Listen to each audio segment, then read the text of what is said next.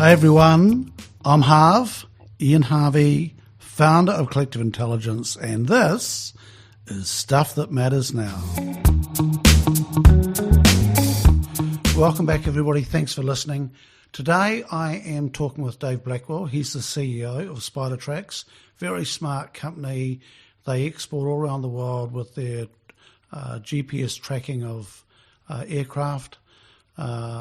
I was keen to talk to them to see how they were coping post-COVID, how they got through it, what changes they needed to make. Just a heads up, 30 minutes into the interview, Dave talks about his struggles with addiction.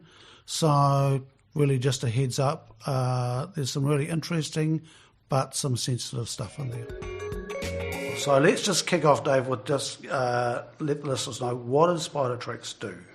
Yeah, so Spidertracks provide aircraft tracking solutions, communication products, emergency management capabilities to operators of commercial general aviation aircraft. So the litmus test for that is if you fly for a living, you operate aircraft as a business, but you are not an Air New Zealand of the world, then you're in our wheelhouse. So a lot of different applications within that. So air tour operators, flight training, airborne law enforcement, oil gas exploration, so on and so forth, emergency medical services. So quite a diverse portfolio of operators that sort of fit within that. But we don't do a lot of recreational aircraft.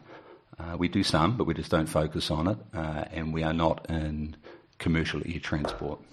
Okay, so you've got a commercial plane, helicopter, and they have one of these little gadgets in your one of your gadgets in their machines. The Spider, and it tracks the flight, or what's the data that comes out of it? Yeah, so aircraft tracking first and foremost.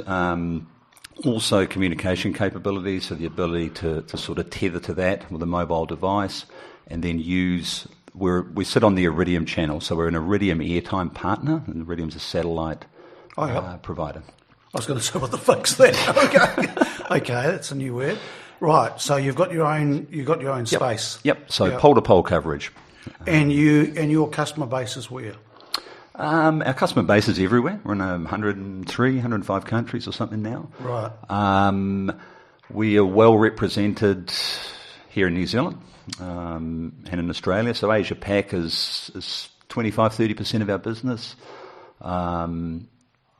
I say EMEA, Europe, Middle East, Africa. Not a lot of Middle East, mainly Europe, Africa, and particularly Africa. We do quite a lot sub-Saharan. Yep.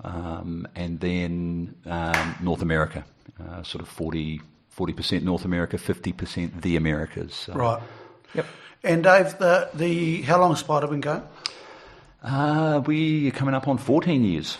Right. So, yeah. Okay, and I love coming to the office here. I call it the League of Nations. You've got every fucking nationality under the sun here. You know what? We have had, and we continue. So I funnily enough, I checked in on that just this morning, because I thought it may come up. So currently sitting at a head count of 40. Yeah. Are they all in New Zealand? They are not. 3/4 of them are in New Zealand. Yep. So this is HQ. My senior team's here, executive functions here. Yep. Technology development team are here, and then some of the support team, some of the sales team. But offshore we have sales support, mainly sales and marketing activities. Right. We've got people on the ground in Cape Town and across North America. So the League of Nations, how many nationalities are represented here? Today, 13 out of 40 people, 13 different nationalities. Also really proud to have 13 women in technology. Right. And 50% of my senior team are women, and to have that representation in technology is something I'm really proud of. Right? I know Anna Gunther gets fucked off with this, that there are not enough women in technology and not enough spaces. Is that something you do consciously? Look, we don't do it consciously. We don't go out with a quota and a target. We always look to hire the best people. But, we're starting to see some, really, really good women in tech coming through, particularly sort of post-COVID. You talk about what COVID's meant for us as a business, and, how it's every cloud has silver linings, right? And one thing we've really struggled with in the last probably 18 months, we're trying to build out our data and analytics team, and just looking for skill sets that are new and cutting edge on a world scale, and we're not overrepresented with them here in New Zealand. We've had a real struggle to find that talent, and of course the big organisations tend to swallow all that up. So what we've seen with COVID, and other people's misfortune and downsizing, is actually that talent pool's opened up a little bit. So what do those people do? You're saying this is graphics and...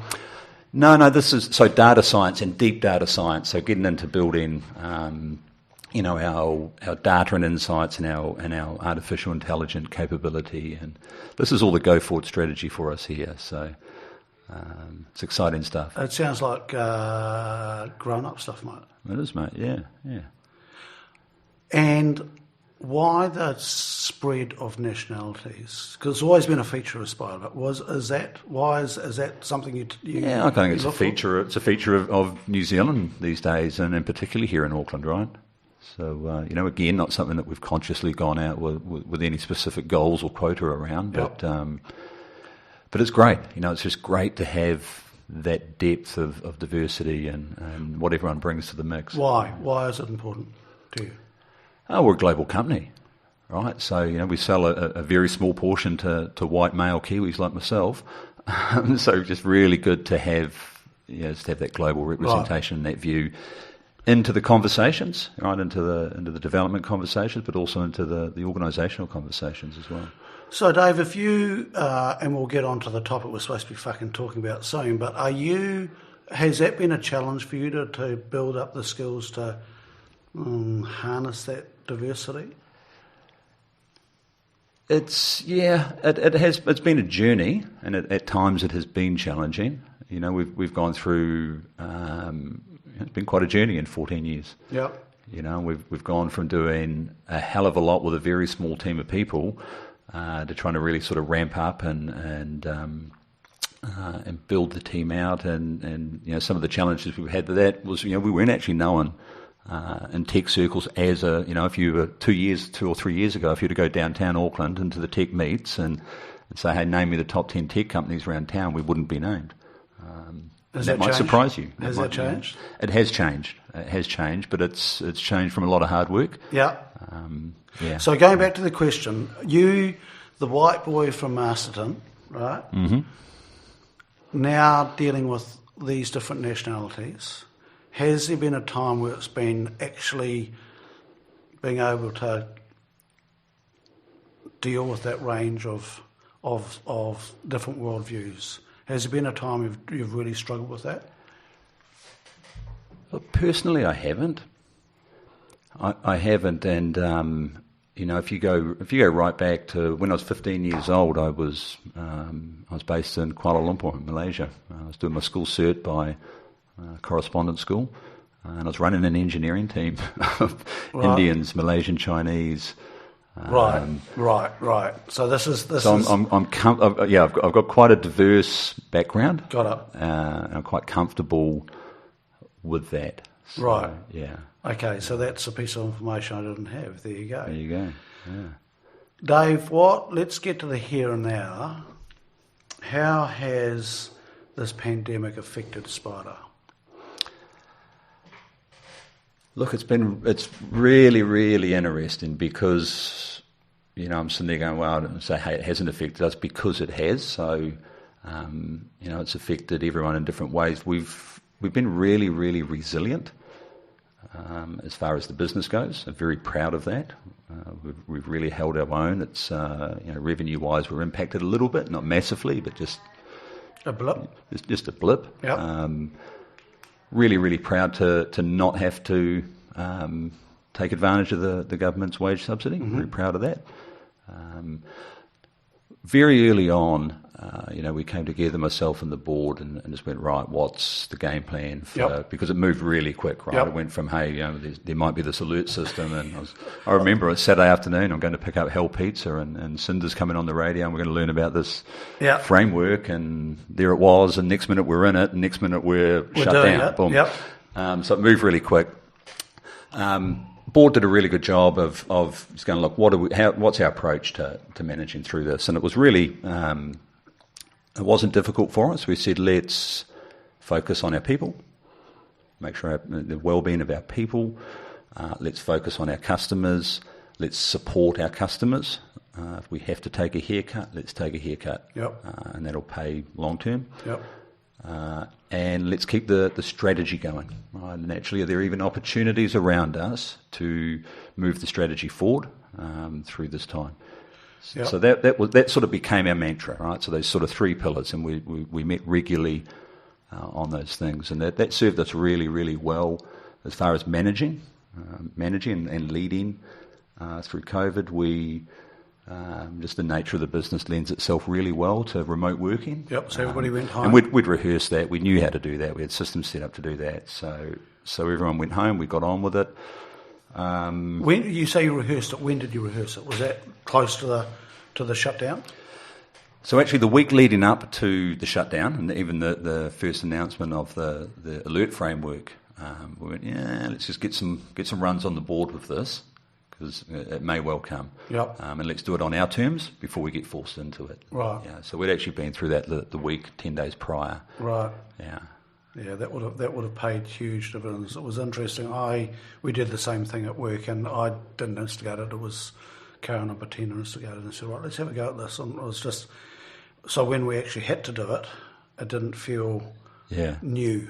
Yeah. It just changed the whole and felt as though we had some sort of control. Yeah. Yeah. So revenue had a wee blip. How have the individuals responded to the environment? Look, it's been a mixed bag, and we've got a pretty real culture here. We're not scared to surface how you're feeling. Here's what's here for me. Yep. And we did a lot of that. So that's part of your culture. Part of our culture. Yep. And hey, look, it was interesting, and I found myself too on the because you're sitting there looking at the people that go mad around supermarkets, going, "What the hell's wrong with you?" And when the announcement come in, I was like, should I be in the car? So for me, it was just go get some money. I'm going to go hit the ATM. So I'm driving to Silverdale. I live in Dairy Flat. I'm driving to Silverdale. What am I doing? Do I not trust, right? And it's just, so it was interesting just to reflect on that. Yeah. And I think just, different people respond. Did you get enough toilet ways. paper? Did you have enough toilet paper? Had plenty of toilet paper. Yeah. Look, I was in Fielding at the time, sitting in an office there, and the announcement came on. I'm looking at it on the, this thing on the computer. I'm going, oh, this is real. Oh, and like she was really serious, and I'm going, oh. And then next thing, the town just went nuts. And there's cars zooming around. And I just went outside and watched it because the energy was just changed, just like that. It's human behaviour, right? Yeah. So, some unpredictable stuff within the team with their response to it.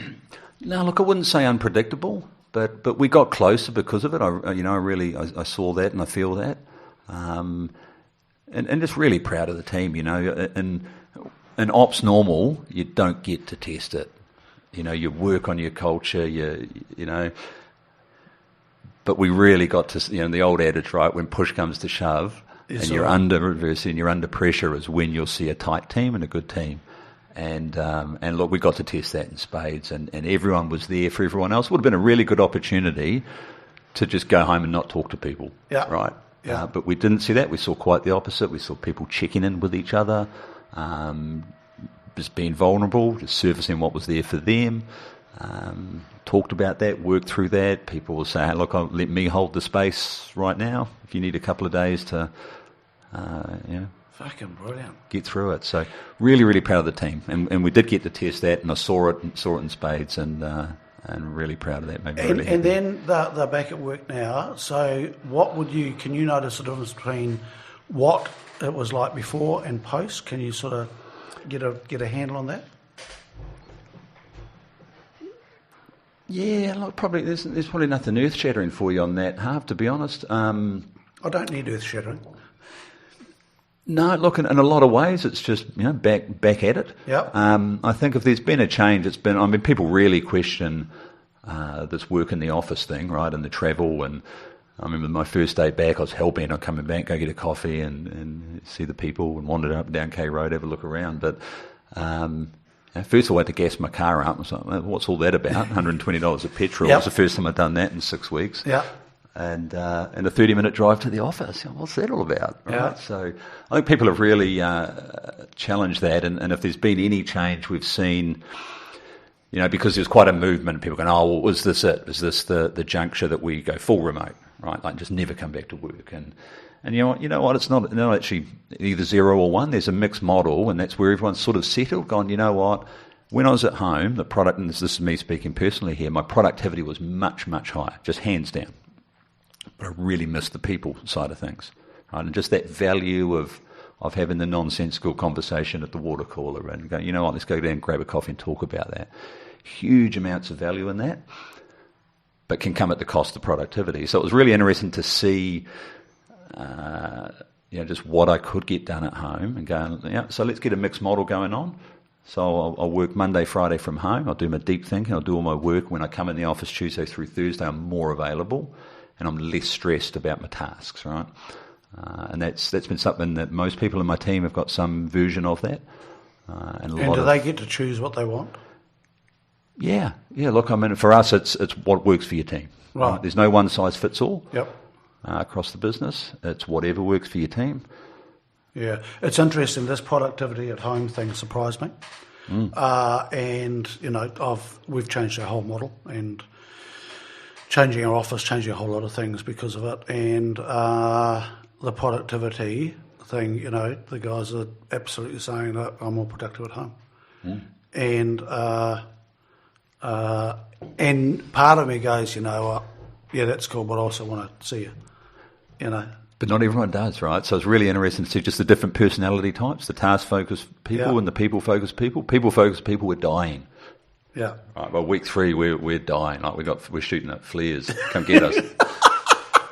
the task force people, this is magic. Yeah. I'll stay at home forever. I don't care if I never see you. Yeah. We've got one of those. We've got one of those. Yeah, it's like, why would I come to the office? It's just I've got my list to do, and I'll just chunk through it. Yeah. Fascinating. So, Dave, in the market? So, a blip in the market. What feedback are you getting from around the world? What are you picking up? So anyone to do with tourism that's in the tourism industry are really the most affected by this, is what we've seen. Obviously, that's really relevant for us as a country. Our entire country is very tourism-centric. I talked earlier on about sort of our customer portfolio, and one of those operators are air tours. So our air tour customers around the world have been really, really affected by this. Others not so. Because we think that it's just the New Zealand tourist market, but it's everywhere. Yeah. I mean, you look at the Vegas guys and the Grand Canyon and Hawaii and Alaska and New York, Florida. Right. It's massive, and a lot of their business is in the international tours. So their top end products are always pitched at the international segment. So. Look, they're talking quite a long tail. So we're starting to see recovery. We're starting to see people fly again. Even some of the tour guys are flying again, but it's a very, very small percentage of what we saw pre-COVID, and they're just talking a long, long time. So, Dave, to come back to full speed. Yeah, the diversity you've got within your customers, will be paying dividends now. Oh, absolutely. Yeah. Was that something you developed consciously, or was that just Nope, not at all. But I tell you what, really happy to not be in air transport right now. My heart goes out to those guys, everyone in it, and particularly New Zealand and the team. But we could have been there. We actually chased it. Post MH370, I was probably spent 2 or 3 years. I remember that. Working, qualifying strategy and working with some of that staff and going, is this the big thing for Spidertracks to step into that space? And of course we qualified it out, and right now I'm pretty happy about that. Yeah. Because I remember you chasing that really hard, and it was like a really big opportunity for you. Well, it could have been. Yeah. It's interesting, isn't it, that you look at Air New Zealand, sales of 5.5 billion going down to 0.5 billion overnight. Yeah. You know, how the hell do you how do you put strategies in place for can't. that? Yeah. You know? I remember I flew just before lockdown, Dave, and hopping on the plane and looking at these hostesses and so forth and cabin crew on the plane, and just the fear on their faces was phenomenal. And most of their colleagues have been cut already. And it was fascinating because all the young faces had gone. You know, they would have been the last on, and it was just, I'm looking at these people and going, shit, you know, your future is really, really, and there's nothing that you could have done to prepare. Hey, they were world leading airline, you know, both from a service perspective and a financial perspective as well. You know, they were quite a profitable airline. Many are not. I mean, the whole sector needed to go through some type of change. You know, it just used to fascinate me really how it operated. Of course, I get all the newsletters and the morning digests, and you know, the air transport ones would be, you know, some Southeast Asian airline. They've reported their quarterly losses were only $300 million, and there's a picture of the exec team high-fiving each other, and you go, well, how does that work? You know, So what do you predict is going to change in that space, Dave? Look, I think it'll just take a lot of capacity out, right? Take a lot of players out of the game and just rebalance that supply-demand. Right. Yeah. Bring the profitability back into the scene that wasn't there before. Yeah. So, Dave, what your journey getting to this place now? Right, I'm fascinated in how the hell you end up in this space of CEO of. You know, and I love Spidertracks because, you know, James McCarthy was the founder of Spidertracks. He was our first scholarship recipient. He was he's still a pain in the ass, but, you know, and, you know, he got it to a stage, and you basically took over from him, I think. Yeah, I did. I was COO for James, and James was CEO. Yeah, I stepped into that space back in 2015. Right. Yeah. So has this been a space you've been interested in before? Look, I haven't been not interested in it. It's been a heck of a journey over the years, and a little bit of a white knuckle ride for myself and those around me over the years. If you look at sort of where I come from, black jersey wearing fella from Masterton, back in the 80s to where I'm at today, and hey, a lot of it wasn't conscious, right? You know, as far as the things that played out and the pathways that emerged and brought me to where I am. But I'll make a very long story short, and you can go further with it if you want, Harv. But as far as how I came to Spidertracks, so I'd been. No, let's go back. Let's start. You know, because I'm fascinated because I don't know your story. I know a little bit of it, and I know you're a bit of a naughty boy for maybe quite a long time, right? Would that be fair? That'd be fair. Yeah, that'd be fair. And so, Dave, you talk about the not street kid, but this kid from Masterton, right? What's the question? What have been the key points moving from that kid, and just describe that kid, and describing that kid to where you are now, because it's a hell of a transition. Yeah, look, it is, and I feel like describing what that kid looked like and then what that kid was. Yep. Very, very different things. Cool. So I didn't really know that at the time. Okay, so what did the kid look like? What the kid looked like? The kid looked like a little bit obnoxious, rebellious, a little bit of a delinquent, a bit of a troublemaker. Yeah. Bit of fun. Tough fella. Yeah. Right. Yeah. Right. Yeah. Did he get other people into trouble? I did get other people into trouble. Yeah. Yeah. Yeah. And you'd end up in the trouble and you go, how? And I'd look and go, how we end up here? And I go, I just followed you. What'd you do that for? Right. And then, so that's what he looked like. And who was this kid? That kid was someone who was struggling with a marriage separation. Your parents? Yep.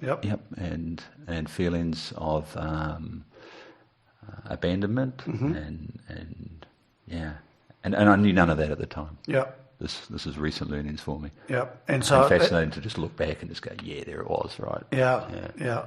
Yes, because it's a fascinating thing. This is what he looks like, but behind the what's going on. Yeah. And then from there, because I mean, without being presumptuous, Dave, that you could have picked a number of paths where you're not sitting here as a CEO of a fucking smart tech company, that you could be doing something a lot less productive. Yeah, oh, look, I guess so. So that hasn't resonated with you. Okay. Yeah. So carry on, because I mean...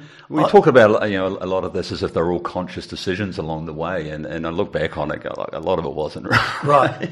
I was a function of everything but myself, right? It was a bit of a tumbleweed and blew around and ended up in spaces and that, they weren't conscious, they weren't by design. Yep. So the tumbleweed, and you end up in a space, and what did you do when you get to that space?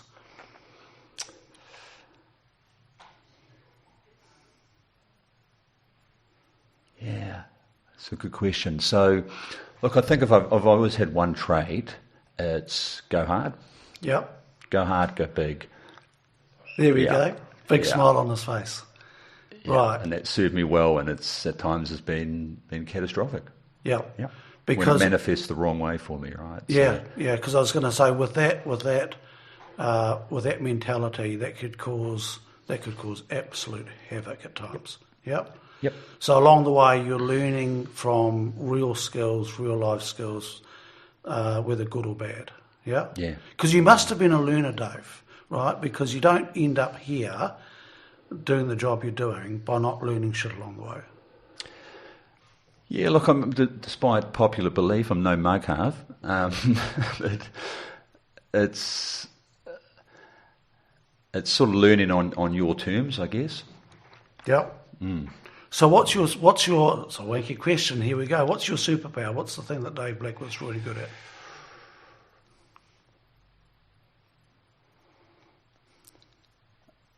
Look, today I've got an incredible capacity for struggles, right? Capacity for struggles, right? And for other people's struggles, okay.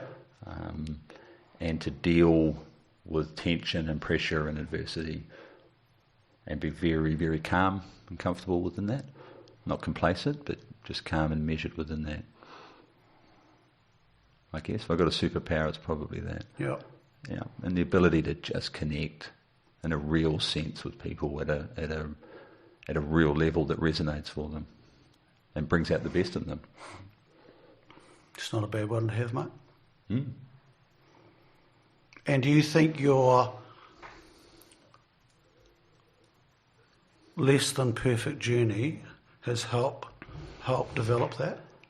Oh, absolutely. Yeah. So look, I'll just throw it on the table for the sake of your listeners. So I'm an addict. I'm an alcoholic.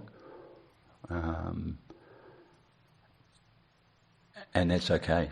And that's actually, I've turned that into a strength, but that's been a hell of a journey. And it's been something that, there's so much shame and guilt that goes with that, right? So about to sit here today and go, look, I'm an addict. And that's a strength. Yeah. It's a strength when it's not active. Yeah. It's a strength in recovery. Yeah, Dave, thank you for sharing that with us. And there was no pressure for you to do that today. I wasn't... if we're going to go there, let's go there, or let's just talk about something else. But I can't think of anything better to talk about, or more interesting. Yeah. People have asked me, who do you admire the most of the people that you've worked with? And I go, reformed addicts. By miles, because I have no idea what it's like for you guys to go through what you've been through, and also to work with them. Reformed addicts are fucking brilliant to work with because you've developed a whole lot of capacity, emotional capacity. Well, you get to know yourself incredibly well. Yeah. Because you have to. Right. As an addict, you've got something inside of you that is trying to kill you. Yeah. And it's serious shit. So you've come close to that a few times? Look, so not from a take my own life sense, but Jesus, I'm lucky to be here. Yeah, Right. shit, Yeah. And we laugh about it, and I go, we laugh about it now, but yeah. And how? So the team that you work with know this? Look, at various levels. Yeah. Yep. And how long have you been able to say that you're an addict? Really, just in the last couple of years. Right. Yeah. So 30 years I've been at war with myself. Yep. So to finally accept, and the things, so just to be clear, so that's I've learned so much about addiction and just the mechanics of addiction, how it works, what it is, and maybe I can share some of that with you all. But my addiction was very, very deep and strong and very non-typical. Right. So what does that mean? What's non-typical? Well, a lot of people just associate addicts with using. You're a drug addict, you use drugs. Right. Like, I look around me now and I see addicts everywhere. Right. Because being an addict has got very little to do with using drugs. Cole, keep going, because mate, I'm totally not lost. But yeah, keep going. Yep. So if you look at the mechanics of it, right? So how addiction works, it's very, very mechanistic, right? So people talk about it as a disease. My opinion is it's not a disease, right? I can't give it to you. I can't transmit it to you in any way, shape or form. Right? I can't catch this from me. Yep. But it's a disease in that it progresses, right? And it gets worse. The thing about it, it's a dishonourable condition where other diseases or conditions that are trying to kill people, such as cancer, will often bring people closer together. And you see that all the time. So-and-so's got cancer, shit, it was a tragedy, we lost them, but the families really come together around that. Miscarriages, all of a sudden you hear people have had miscarriages. Yep, so what addiction does is it drives people away. It cuts things off one by one, and it does that typically through the behaviour. Right, it's pretty tough being around addicts. Right, so you cut off connections, and you just end up very lonely in a deep, lonely space. And when it gets you in that space, then its goal is to take you out. Right. Yep. Right. And that's how I look at it. As it's just like this entity, right? It's a thing. Doesn't sound like a lot of fun, right? Not a lot of fun, and I've never really understood it at that level.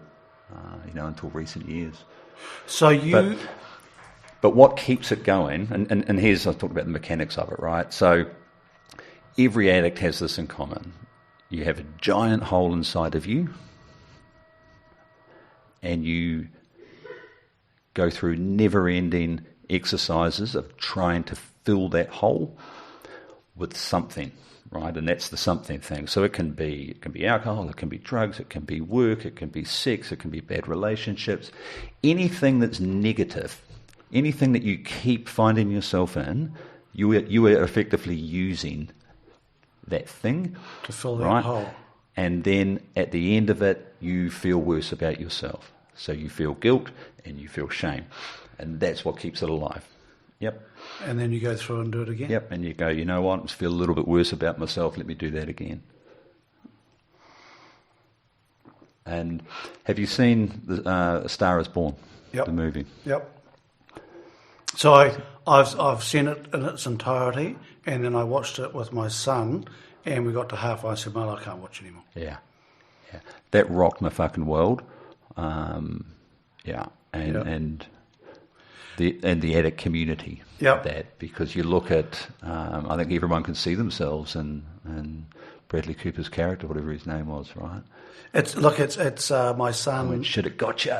Yeah. God damn it, it got you. Yeah. I interviewed a young woman, Gemma Major, last year who is a reformed addict, and she said she was in Australia and she came to New Zealand.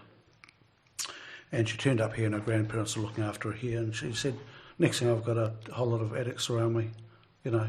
I said, well, how do they find it? She said, they know, you know, and next thing I've got a whole lot of people that, you know, supporting my addiction. Yeah. You know? And it was just like, wow. Yeah, and she goes, yeah, no, they know. Yeah. You know, and they're attracted to you. Yeah. That Star is Born, you know, my son, Guy, suffered from depression. I think he still does. He still does from time to time. And he found that film, you know, he said, he identified with it so much. You know, it was just like, yeah, that bloody, yeah. Yep. No, look, really, it portrayed the condition really well. So you start off, you've got the trauma in the early years. Yep. There's the void, there's the hole. You've got the chaotic life that came from that, the lifestyle, the alcohol, the drugs, the behaviour. And then it got him, right? You sort of was waiting for the happy ending. Yeah, and you're like, shit, it's... Yeah, and that's what it looks like. And because I love the beginning of the film, but I don't want to watch the end of the film. You know. Yeah. Yeah, it's classic. Yeah. So, Dave, this is, and you know, I am pleasantly surprised that we're talking about this today. So, thank you, because it's really fucking important for us to talk about this shit. Because, you know, here you are operating this fucking team, and you've, you know, I was going to say hauled yourself up through the bootstraps. That's a bit twee, but you know, you're working on this. And, you know, it's still a work in progress, right? Oh, it'll be with me forever. Yep. Yep. And, you know, and I've known you for a wee while, and I didn't know about the addiction, right? I didn't know about the addiction because you've always been a high-functioning individual. And that's much really testament to you being a tough kid too. Being able to get through it. So it's, Yeah. Well, I mean, like I said, I didn't understand it myself for most of my life, but... Was there a day, a moment or something that went, fuck, I've got to deal with this? Yep. Yeah, look, there was, and a lot of that, I don't want to go into those details, a lot of it's pretty personal to me and those around me. And there's not a lot of value in it anyway.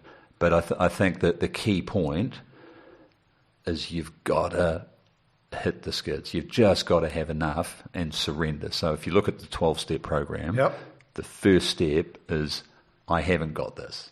And for a guy like me, that's fucking hard. I got everything. I got everything. And to go, you know what? This thing's got me fucked. Right. And shit, you battle with that. Battle with it for years. And I wish I could video this right now, Dave, because watching the animation in your face and, you know, you fucking saying that is obviously pretty tough. Look, I mean, a lot of my addiction was behavioural. It was alcohol. It was attitudes. It was work.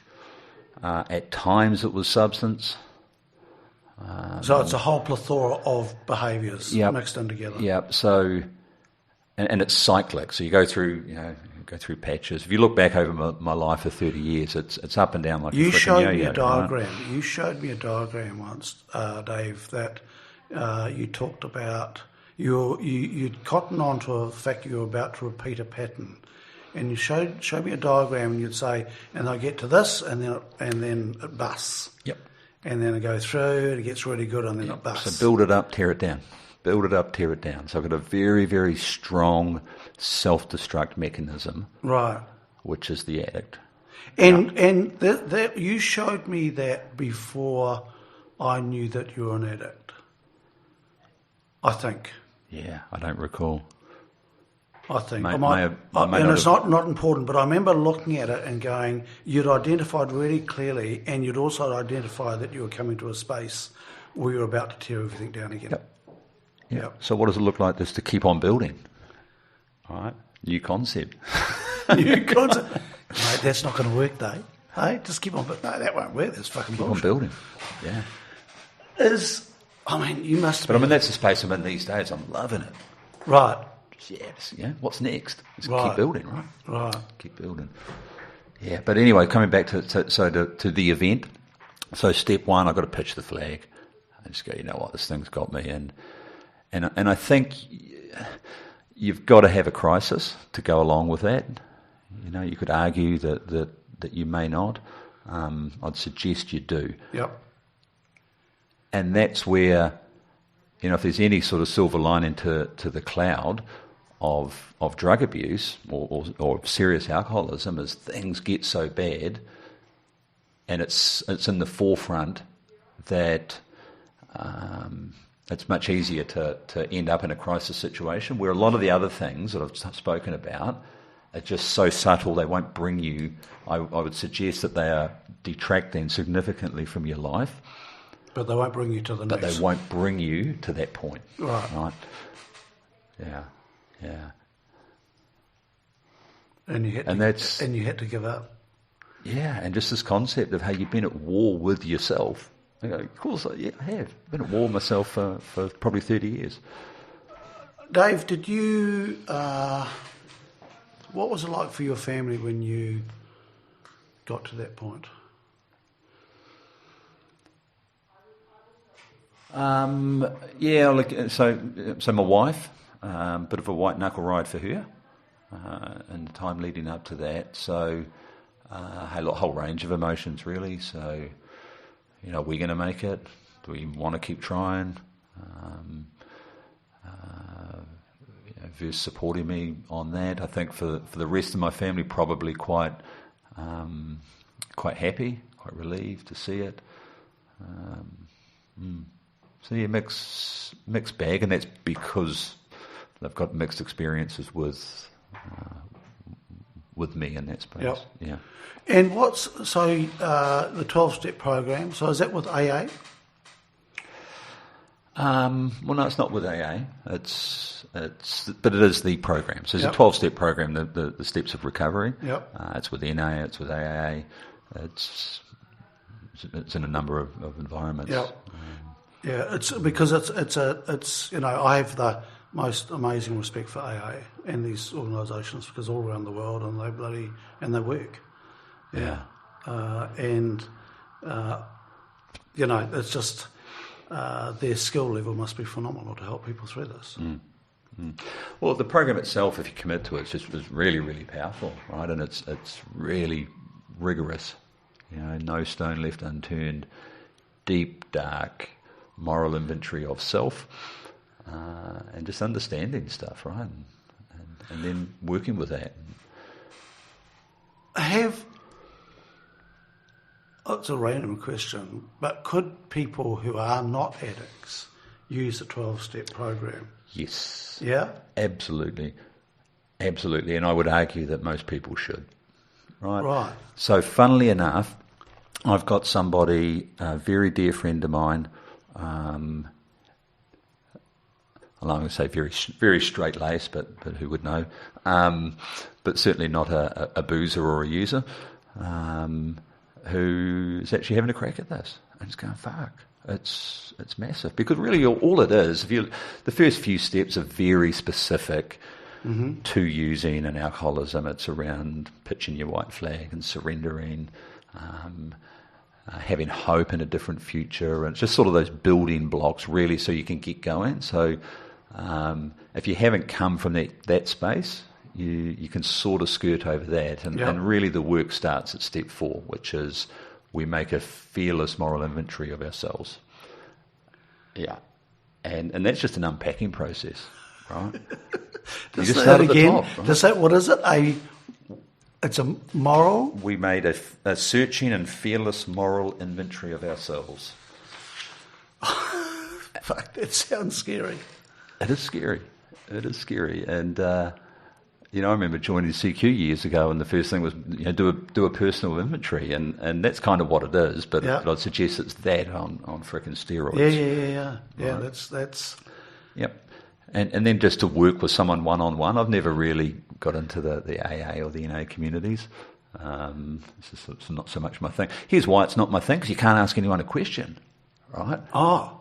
It doesn't work for me. I can't ask questions, I'm out. Right. Yeah, mate, that wouldn't work for me. Wouldn't work for you, no. Oh, I didn't know that. And very different, and I hate to, and I hope I'm not coming across as a snob when I say this, but I think for a lot of people that's really a useful place. Yep. Like their goal is, shit, if I don't go to a meeting, I'm going to use today. Yep. That was never really my thing. So I didn't, it was different for me. Yep. And look, I was lucky enough to be able to do other things as well. So I've always done my work one-on-one. Yep.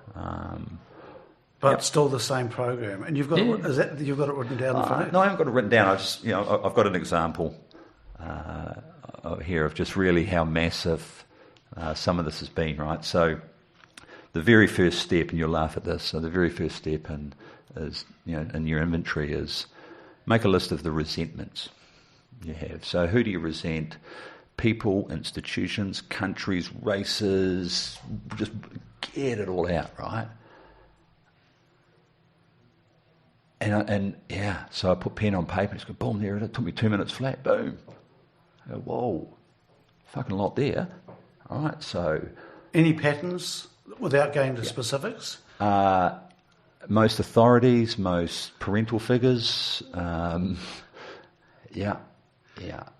So the example I've got is this, and I surface this just to really talk about the power of the program and the progress of going from one space to another. I had a lot of resentment around my father. He left. He left us, left the marriage, leave us, right? There I am again. He left us. He left the marriage.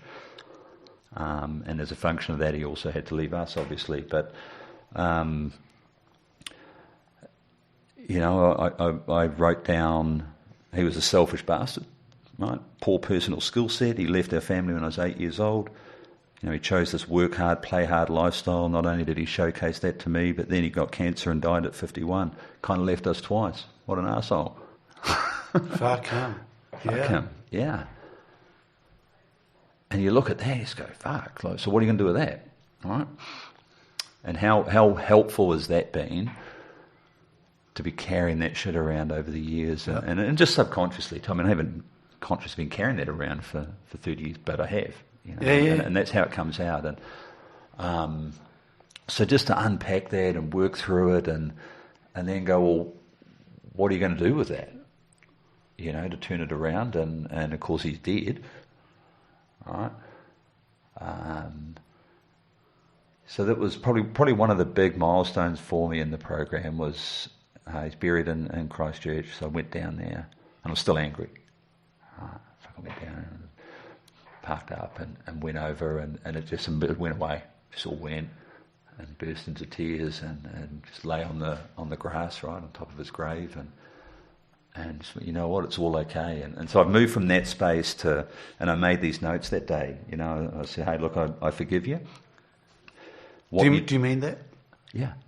Yeah. What you did was okay. You did the best you could at the time. I know how much you loved us. I know how much it hurt you to be away from us too. But you left such a hole inside me. I miss you so much, but at least we're together right now. I have 3 beautiful girls that would have adored you. My middle child asks about you often. It's not fair that you're gone, but I'm thankful for the time that I had with you. I'm sorry for keeping you here. Because I've kept them there, right? Dead and buried. So look, it's massive, and there's been 100 different examples of that, right? So you can imagine carrying that weight around versus not carrying that around anymore. I just can't even really describe what it's like to be able to reconcile that and just get that shit off your back. It actually wasn't about me. It wasn't a me thing. Yeah. Fucking good work, mate. Yeah. So it's Look, and it is powerful. I'd recommend it to anyone that's got the courage to have a crack at it. And like I say, there's I've got a friend that's working through this at the moment that's never used anything, and is having a similar experience. Just going, man, it's just mind-boggling. It's earth-shattering for me. Yeah. Yep. Today is the 50-year anniversary to the crew murders. which were my first for cousin. you, right? Yeah, and that ate up a lot of my emotional energy, and the authoritarian thing. I just raged against authority, all sorts of stuff, and I dressed it up as humour sometimes, and tried to make it look funny, but underneath this is just this fucking rage at authority and not doing their job, and I was the judge and jury as to whether they were doing a good enough job or not. Whether it could be teachers, it could be anybody. And Kate rang me this morning and said, it's a 50-year anniversary, and I'd actually forgotten it, and I've had to do a lot of work around that because in the past that would have consumed my whole day, and I wouldn't be talking to you today. Right? I'll just be in this festering fucking pool of shit and just really angry with the world. So there's no way I could sit down here and interview you. So you got some resolution with that, I recall. Yep. A few years ago. Yeah. And the resolution was good with the police, but I needed resolution before that, personally internal stuff. I was going to say, how much of it was sort of cathartic versus? Yeah, look, it was. I didn't get everything I wanted. So for those listening, so Harvey and Jeanette Crew were murdered 50 years ago today, and he was my first cousin, and that then consumed my life for the next 7 or 8 years because of the police were corrupt and planting evidence and trials and putting the wrong person. They put Arthur Allen Thomas in prison and framed him to do that and all that sort of stuff. And I would have loved the detective to have been prosecuted because he was found by a Royal Commission of Inquiry to have planted evidence to get. But the point is that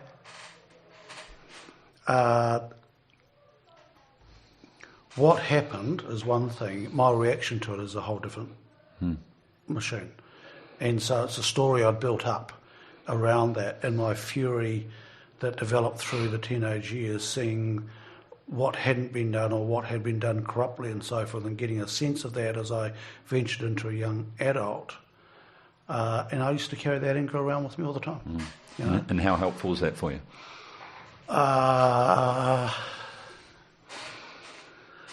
at all helpful. Not at all helpful. And, there were times mixed with alcohol, Dave, I just became a complete arse. Yep. And you know what? I didn't care if I was an arse. I didn't care. It was like, fuck yeah, this is, it was quite an interesting, and I think I've got through that. Still a bit of an arse. Yeah, well, I don't want to give that up. But it's and so I didn't mean to fucking blurt that out because this is your interview, but I was just, it's that story, when you talk about laying on your father's grave and so forth and giving all that shit up.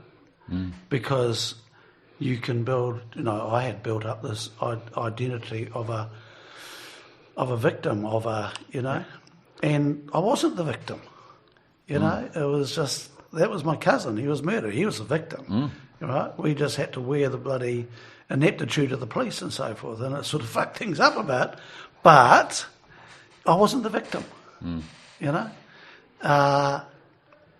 the other interesting thing is, but I like being a victim sometimes. It's quite noble to be the victim. It's quite noble to be the... Cathartic, isn't it? Yeah. Yep. And active addiction, you are a victim.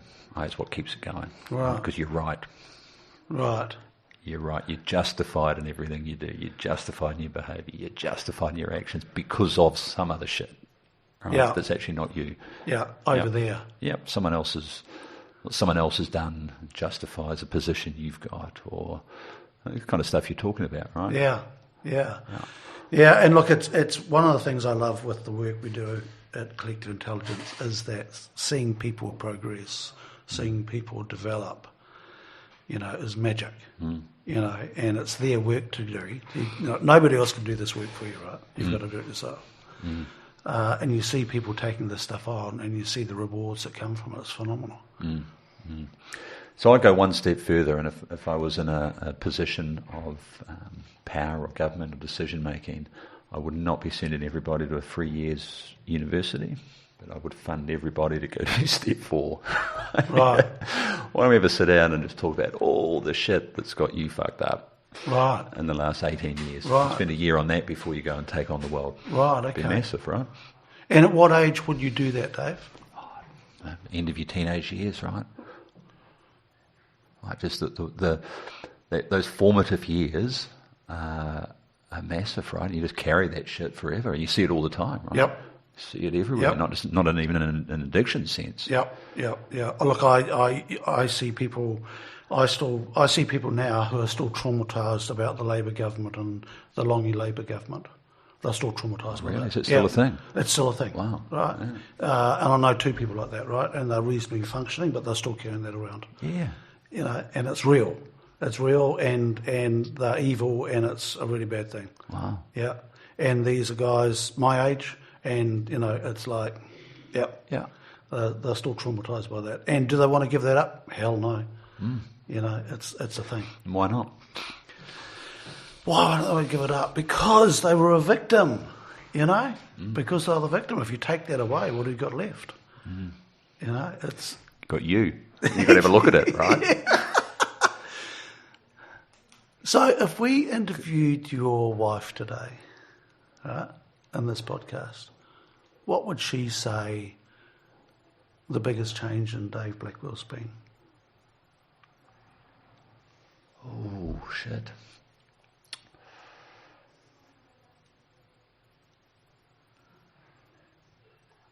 Yeah, probably just less defensive. Yep. Yep, just own stuff.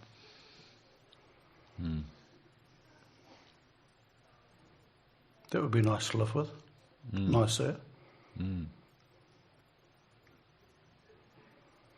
your kids? Yeah, I don't know. It'd be interesting to see Would be. in time, eh? Yeah. Oh, they'll probably listen to this podcast and have 101 questions, right? Well, yeah, they're only young, so they're not allowed to listen to this. It's got an audience on it.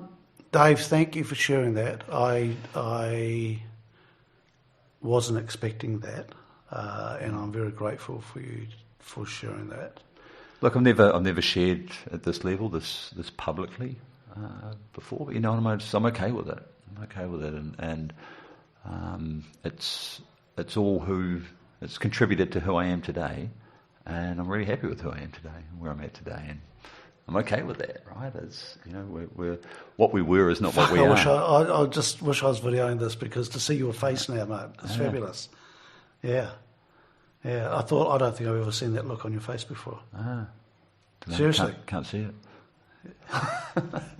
But it's just when you said that you're happy with it, who you are today, and the smile on your face. I don't think I've ever seen. And everything's lined up, right? So there's just one version, right? There's one version of Dave, right? And when you've got to maintain more than one version of yourself, life gets pretty complicated. Oh, I right? get it. Yeah, right. It just does, and even albeit a lot of that subconscious, but it was there, It would burn up a lot of energy too. All this stuff, I'm waving my arms around the room here, so like all this stuff's going really well, and I'll show you all that. Yeah. And I'll take all the accolades for all that. There's this fucking thing here, right? And I've got guilt and I've got shame, and it's detracting from me, and I'm not going to show it to you. Yep. So I'm very lonely within that, right? Yeah, so all the accolades and all the doing good job as the CEO and all that sort of stuff, that's good, but you don't get to really enjoy the accolades. Yeah, so look, in active addiction, you're surviving.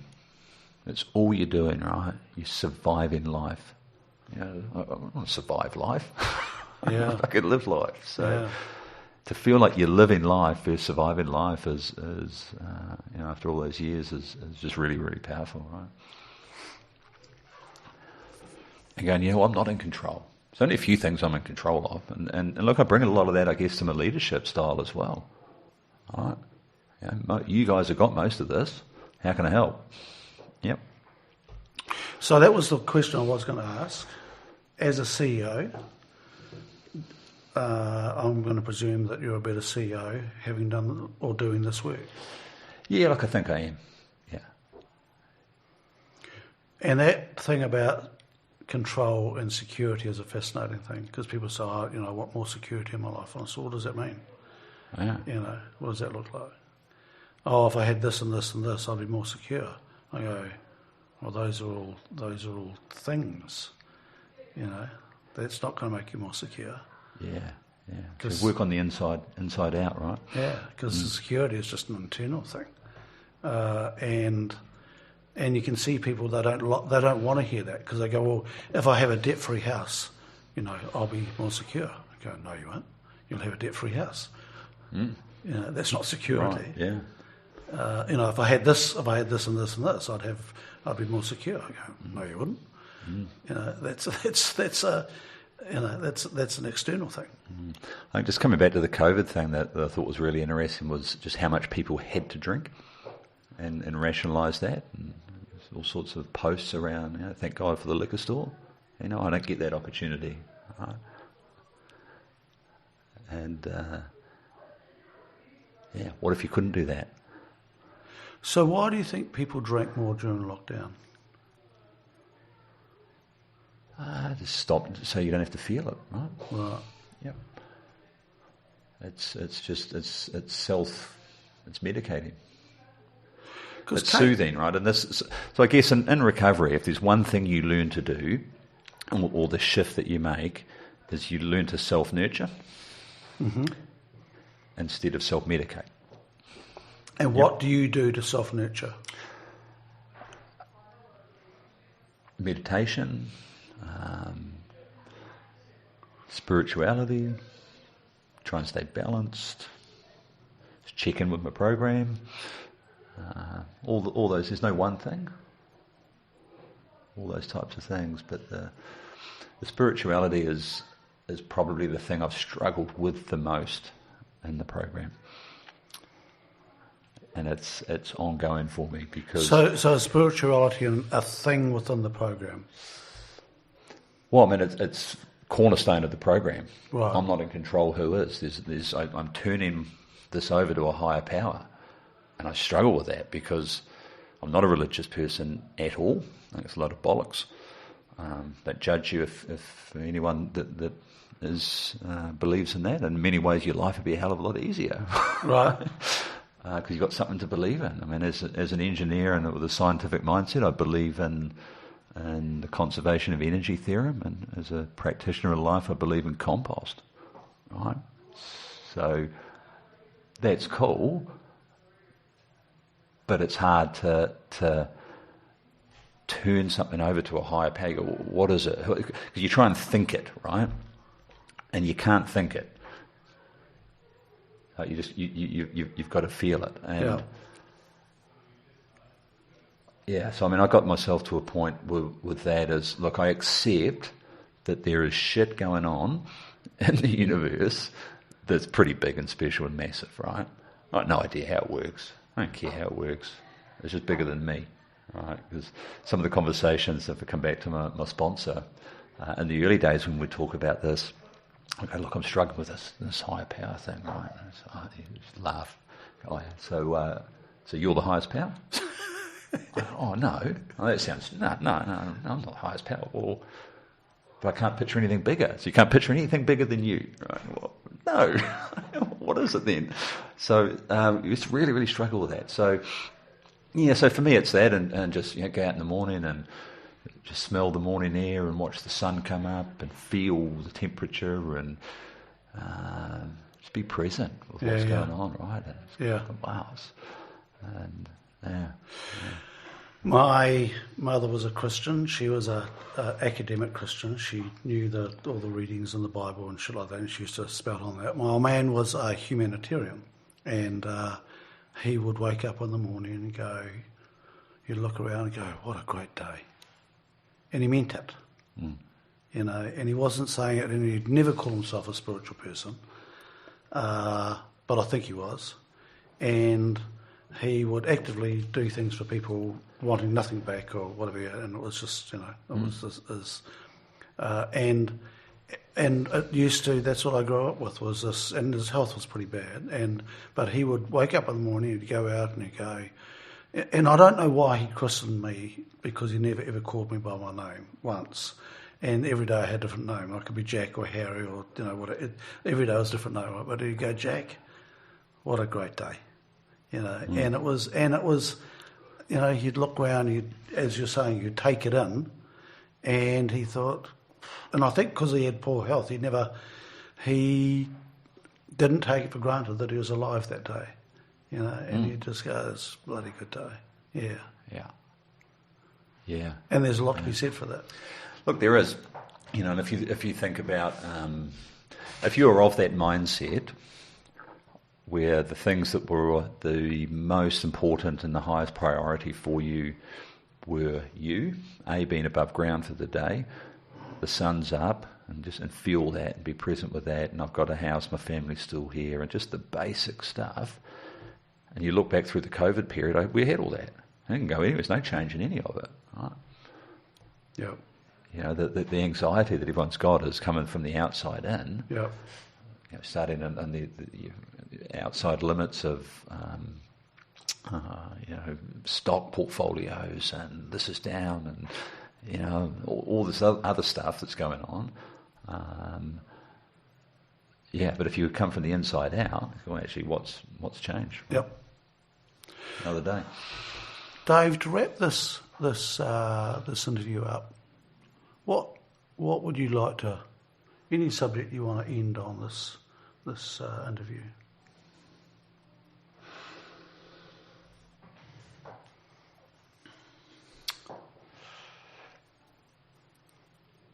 Why do you think I should sing to fill in the space?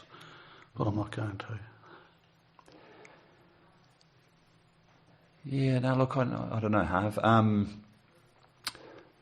Just around maybe confronting some of the struggles, you know, that I've had, and an issue, an invitation or a challenge to anyone else to confront yourself, and pony up and deal with what you need to deal with, and it's okay. I think it's the message, right? Yeah. It's okay.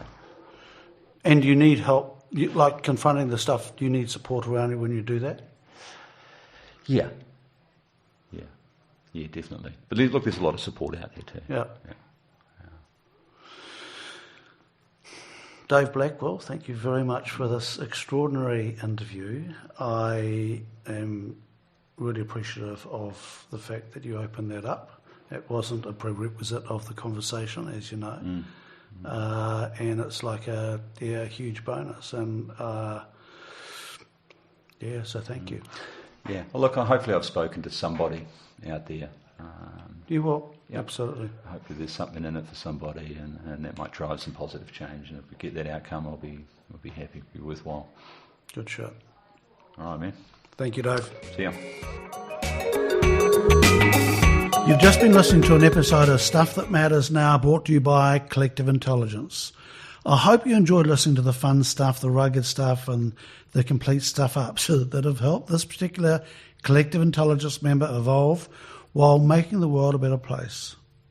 Do check out our Stuff That Matters Now podcast series on your favourite podcast provider, or visit our website www.collectiveintelligence.co.nz to get links to new episodes.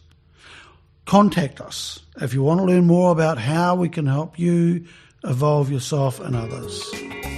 Thanks for listening.